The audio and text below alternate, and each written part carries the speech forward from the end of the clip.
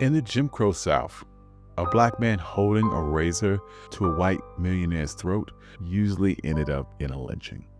But for John Merrick, it was just a Tuesday.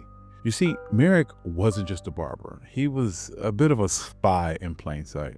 While most powerful white men in North Carolina sat in his chair, comfortable and vulnerable, they would talk.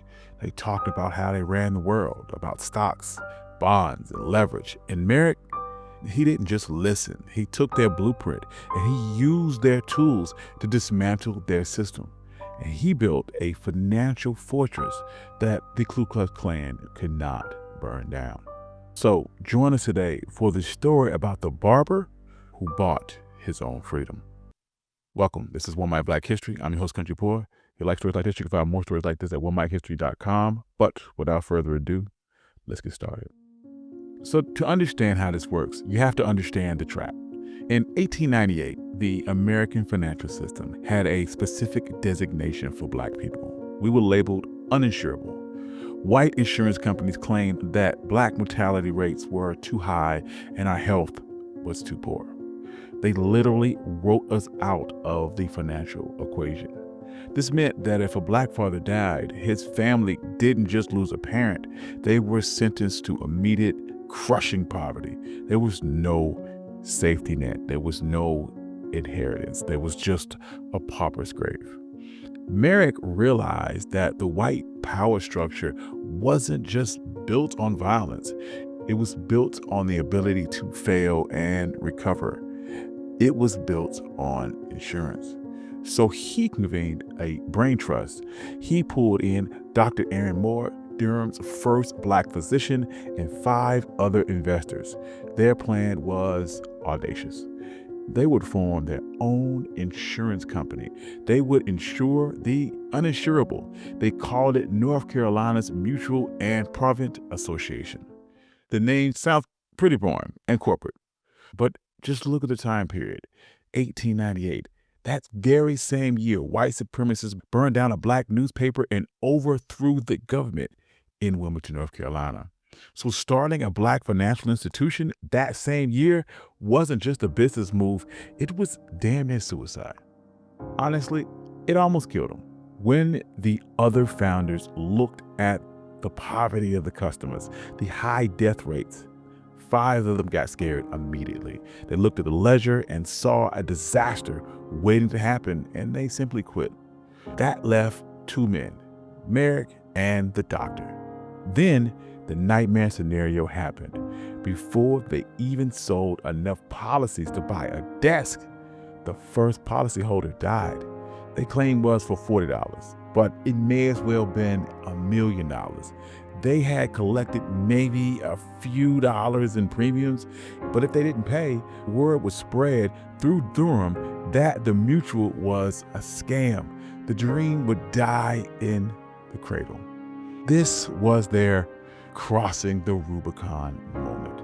Merrick and Moore didn't call a bankruptcy lawyer.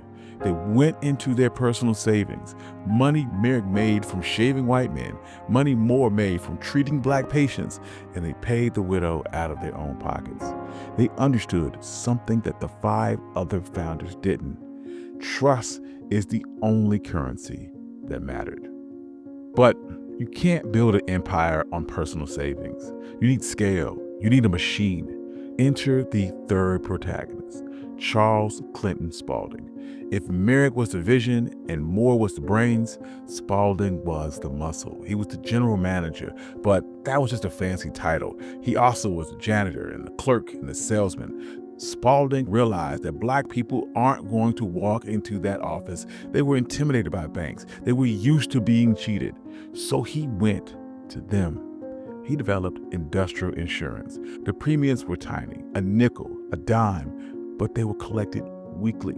Spaulding would ride his bike through the muddiest roads of Durham, knocking on doors every week. But he wasn't a bill collector. He was a part of family. He knew when the baby was sick. He knew when the crop came in. And he was a marketing genius. He couldn't afford billboards, so he printed the company's face on things people kept. Fans for church, calendars on the church wall, thermometers. He made sure that when you woke up and when you prayed, you saw North Carolina Mutual. He turned insurance from a bill into a bit of a brotherhood. Those nickels, they started to add up. By 1910, the company wasn't just surviving, it was overflowing with cash. And this brings us to the most important economic concept you probably never heard of, the double duty dollar. There was this trap of time. Even if a black man saved money, he had to put it in a white bank, and the white bank would then lend that money to a white developer and build a white neighborhood that the black man was never allowed to live in.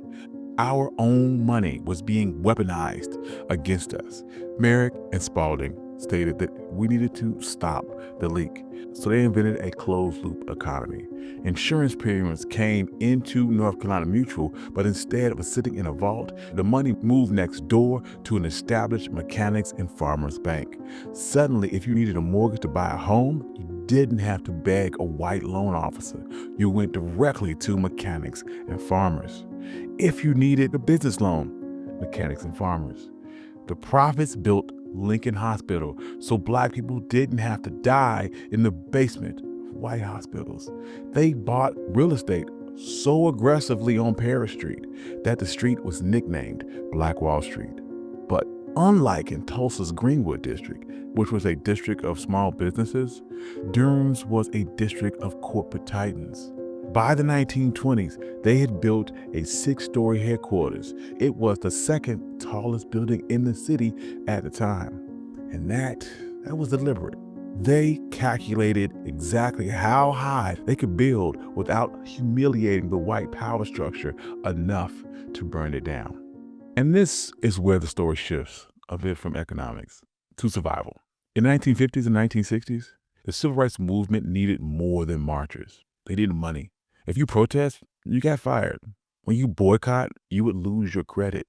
In other cities, white banks would squeeze the life out of activists. They called it a credit freeze.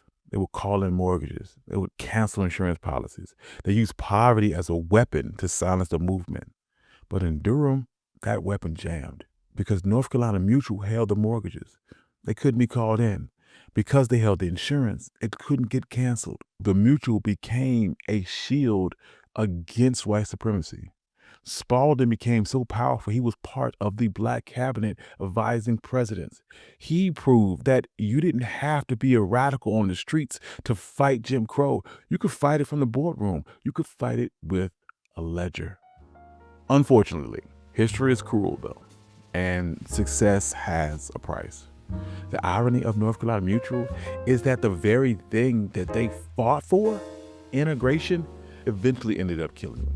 When the laws finally changed in the 1960s, white insurance companies, the same ones that said that we were uninsurable 70 years earlier, saw black people as a profitable market. They swooped in with a massive capital investment and lower rates, and they poached customers that Spalding had spent a lifetime courting on his bicycle. And when that wall came down, it was easier to get out, and it was also easier for others to get in. In 2022, after 124 years, North Carolina Mutual entered liquidation. The oldest black-owned insurance company in America was essentially gone. But if you looked at that liquidation as a failure, you're missing the point of this story. The goal of North Carolina Mutual wasn't to live forever. The goal was to keep black folks alive. They bridged the gap between slavery and civil rights, and they generated wealth that sent thousands of kids to college, and they bought homes, and they funded a movement that changed the world. John Merrick, the barber, used the master's tools to dismantle his own home. And they proved that while you can burn a building, you can burn a town, but you can't burn a ledger, and you can't repossess a legacy. Thank you. I'm your host, Country Boy. This has been One Mic Black History. If you like stories like this, you can find more stories like this at onemichistory.com. If you enjoy things like this, please come join me at my Substack. I publish articles every single week, and I write notes every single day. I'd like to thank all my financial contributors. Without you, none of this could be possible. I love you all. Thank you for listening. Peace.